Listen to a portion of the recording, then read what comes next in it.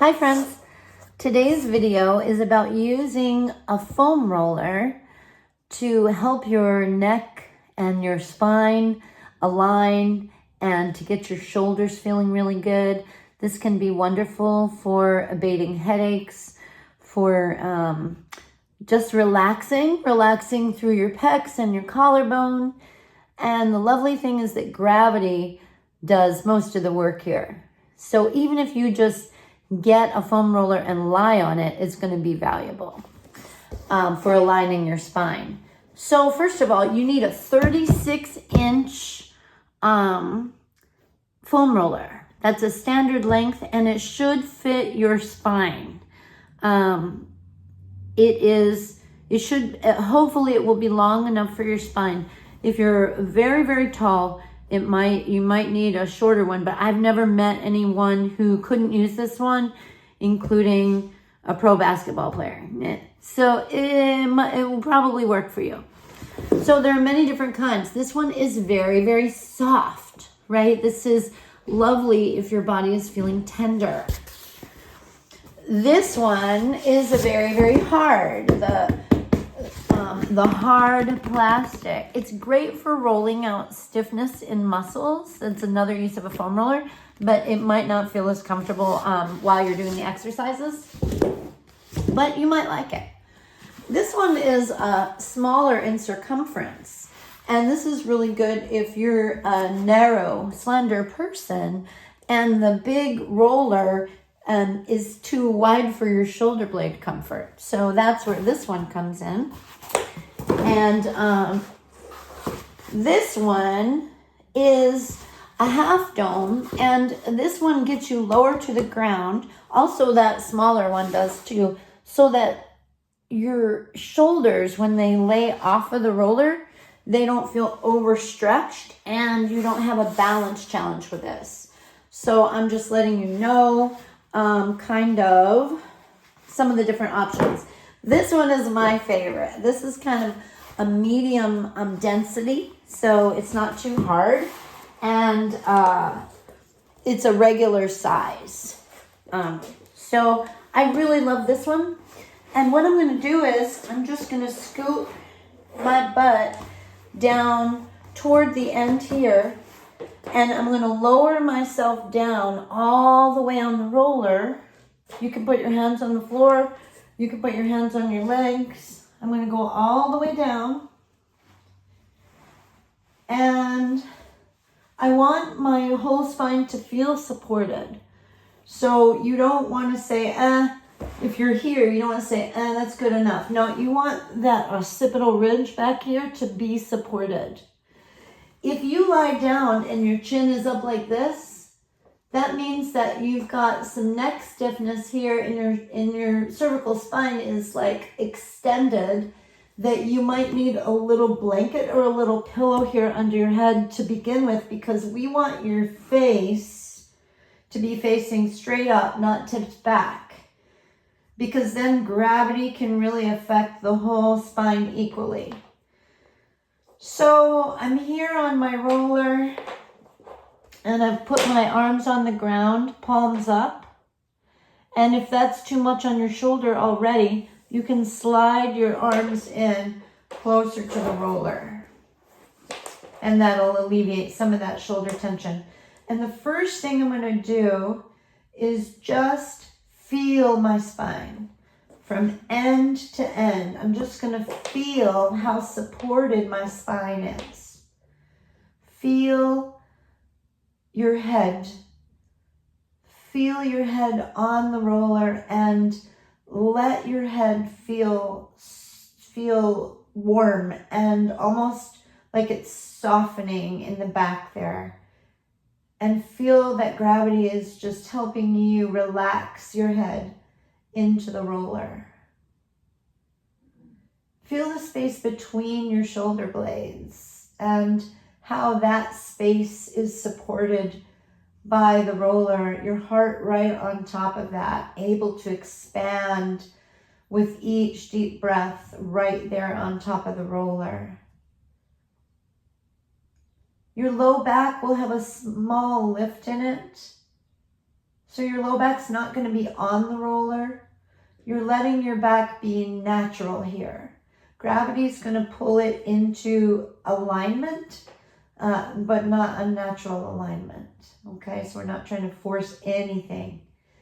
And then feel your sacrum. That's that bony, fused portion of your spine at the very bottom. The end of your sacrum is the coccyx, right? That's the little bone at the end. It's like at the end of your sacrum. It attaches to it. And we will feel up a little higher on the sacrum than that. It's going to be between your butt cheeks. And you should feel the heaviness there, supported. And let your butt cheeks relax. Let your pelvic floor relax. Now we've been traveling down. Notice where your feet are. Are your feet in a way that supports your body, or do you feel like your legs are having to work hard? If your legs are having to work too hard, move these knees around a little bit and your feet around until everything feels really well balanced. Same with your arms. Let everything feel balanced. Okay, so we did an initial first scan. Now, I want you to try to breathe through your nose as much as possible. You can breathe through your mouth if you need to. We're going to take in as much air as we can and let the lungs expand outward. Okay, out into your armpits. So big breaths. Your arms might even move on the floor. And if they don't, that's fine too. We want to feel that expansion while that spine is in lovely alignment. Again, not forcing anything. Feel your ribs moving into your arms. So amazing, all the different directions the ribs can move to accommodate breathing no matter what position you're in.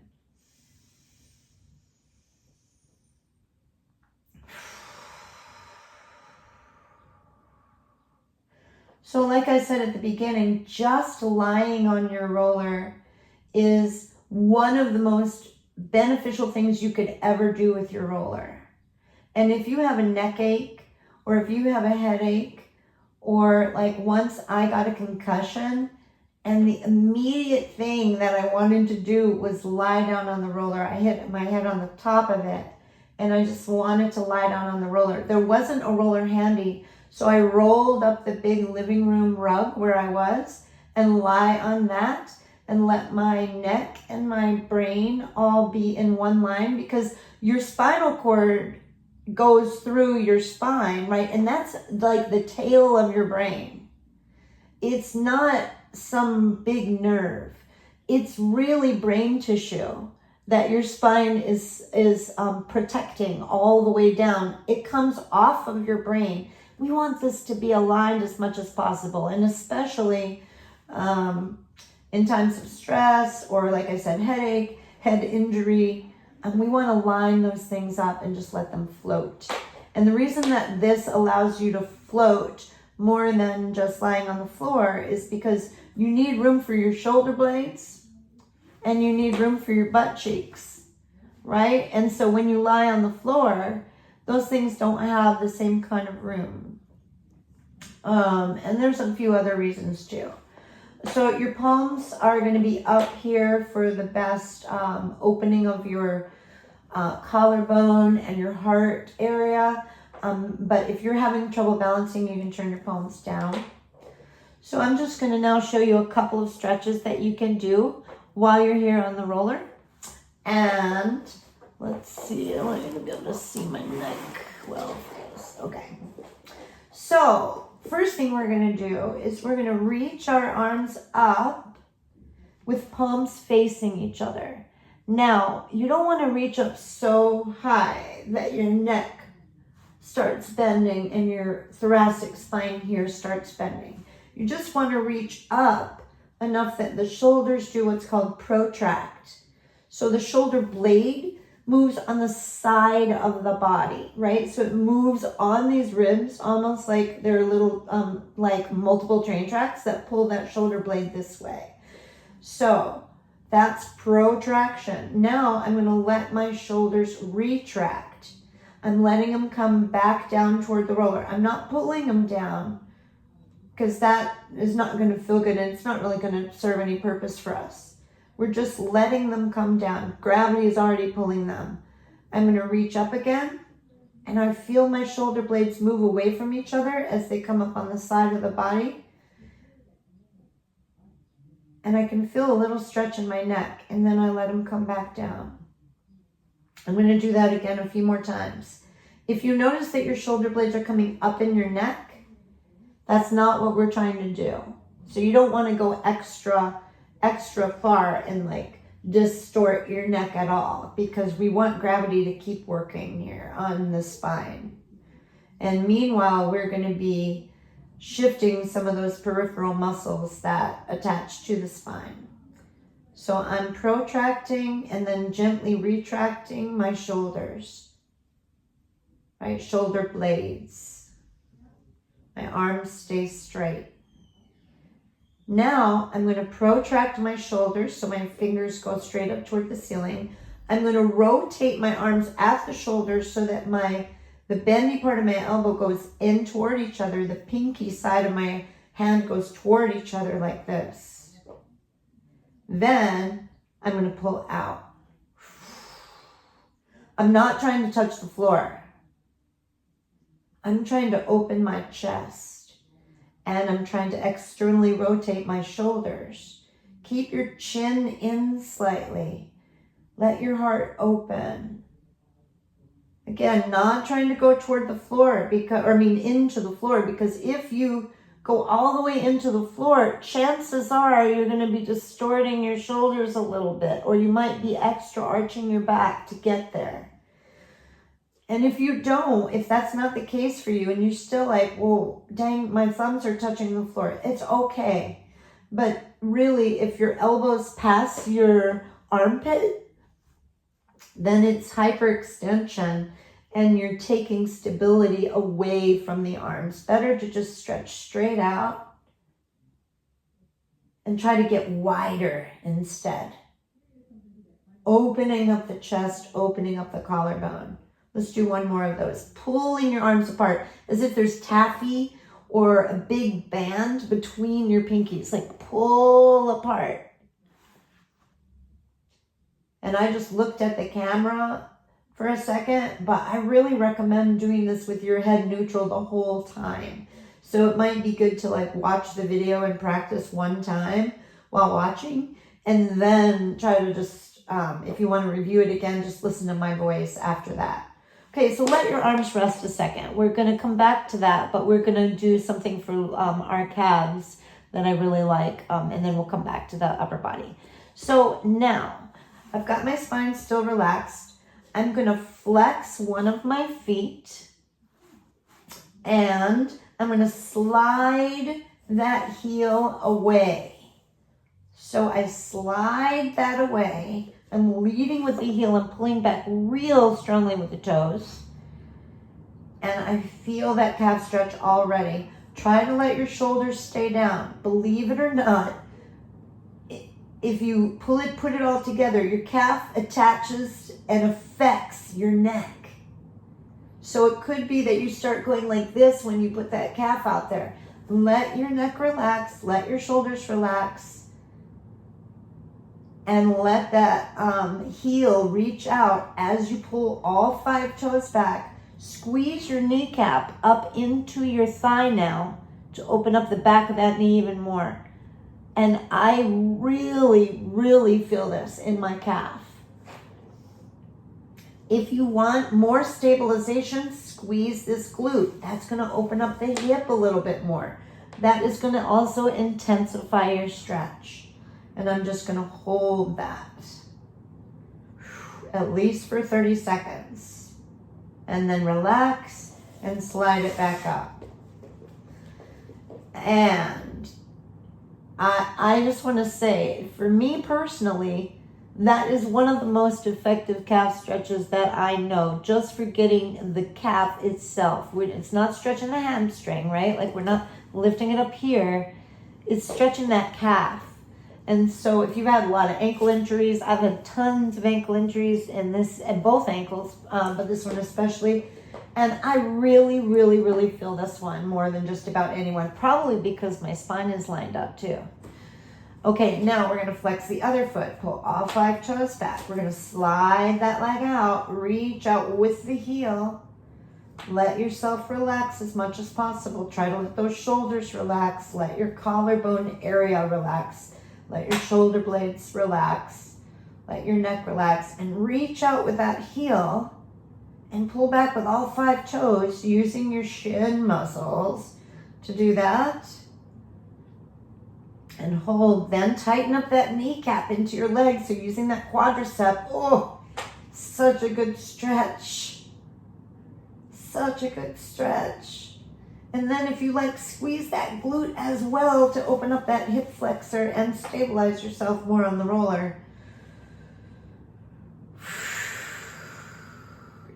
And you'll notice subtle engagement in your core. That's probably your transverse abdominis, your natural corset, coming in to stabilize that spine, just inherent to the movements, or the trying to not move, right? Your body trying to not move in this position. And then back up again. Great. Okay, we're just gonna do a couple more. So I'm gonna reach my hands straight up again. Palms face each other to begin with. Now I'm going to rotate my arms again like we did in that chest opener so that my pinky side of my arm are facing each other. Now I'm going to extend my wrist. So I'm going to bend my wrist so that my knuckles come back toward my legs or my pelvis and my palms are straight up like they're holding something. Protract your shoulder blades again. So it's almost like you're lifting those palms up. You're lifting something up toward the sky. Now, look toward your knees as you do this, okay? Because I don't want your neck to bend. Look toward your knees, because remember, your spine is going to follow your eyes. So you want to keep your spine just like this. So look toward your knees as you reach your arms back in the opposite direction of your knees. So you're not going to be going down toward the floor. You're really going to be reaching up and back. And just hold this a second. Hold it. Look towards your knees. You're going to feel your core working pretty strong. Otherwise, your back is going to arch and bend like this. We don't want that to happen. This is not doing me much good. If you look and see the position, we do not want this. We want to be stabilizing and reaching. So we really get an actual stretch through all this area. And we get stronger through our core as well. And then come up. Now we're going to let that extension go out of our wrists. And we're going to do one more. We're going to pull this arm down into the floor, thumb up. We're going to pull this arm back, kind of in the direction it just was, but without that angle of the arm. And hold. Take a breath. And bring those arms back up. You can do that on your exhale or your inhale, whatever you like. Now, I'm going to do the same thing. I'm going to take a breath. I'm going to push this arm down into the floor. It stabilizes across my spine. And reach this arm back. Again, I'm not looking right at my knees. I'm kind of looking up that way. Reaching across. The arm that's in the floor, this arm, is stabilizing the core for this arm to reach back. And inhale up. Or you can exhale up. I like to inhale up because I have more room for air. And exhale down. Exhale on the push. Inhale up. Exhale, push. Inhale up. Exhale, push. Pushing down here, reaching back here. Inhale up. Exhale, push. And up. I'm going to actually do one more. just because I can't resist. Okay, so this last one is going to be another chest opener and heart opener, except for we're going to bend the arms this time. So what you're going to do is, we are going to turn our arms again. So we're rotating from the shoulder. So the inner arm is now facing this way, right? Like a phlebotomist came by and wanted to draw my blood. They kind of have to come from there, okay? So I want my upper arm vertical. Don't pull it this way at an angle or back. You want it really vertical. And to do that, you need your shoulders to be down here in the shoulder girdle, not up by your neck. So you'll notice if your shoulders are up by your neck, it's going to be bending your neck. So that's something you can use to tell. So what we're going to do is bend the elbows 90 degrees, not more. So I'm going to bend my elbows 90 degrees. So now I'm looking at my forearms. And then I'm going to pull these arms away from each other like they're doors or gates, right? So I'm going to pull them away from each other. And I'm going to end up here. Now let your fingertips drop toward the floor as your elbows rotate up a little. And come back up. You don't even have to do that fingertip drip part. But the reason I like to emphasize that is so that you don't try to get your elbows down, right? It's not this. That was going to rotate your shoulders differently. It's this, okay? And up. And open. And you could just stay here if you like. Again, if your ribs start popping up, like see how my ribs are popping right now? That means I'm going too far. Because now my spine is distorting. So I'm just going to hold right here. If you get any tingling means you're going too far with your move. Or that your arm is your shoulder might be a little twisted. Your neck might be bending because some circulation is getting cut off. Either nerve or artery or vein. And all of those vessels run right through that armpit. So that's not uncommon. You just want to back off of it a little bit. Especially if you're more flexible. The more flexible you are, the more likely that is to happen. Because your bones are just going to move more outside of the range where those vessels have space. Breathing deeply. All right, friends, I'm going to put one hand on my heart, one hand on my belly. I'm just taking a few more deep breaths.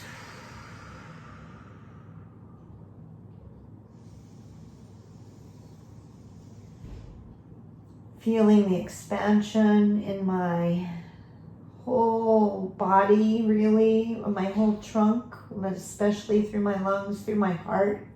My neck feels easy and relaxed. My head feels easy and relaxed. And just let my arms fall to the floor. And I could really stay here for as long as I've got time for. It's only going to benefit you. Especially if you do the stretches with it so that you're not just staying in one position the whole time. And this piece about opening this up, not only is it a great calf stretch, but opening up that hip flexor is beneficial anytime, right? Especially if you're going to lie there for a while. It's lovely for your body to get some hip extension while you're lying there. It's only going to help your spine be more aligned.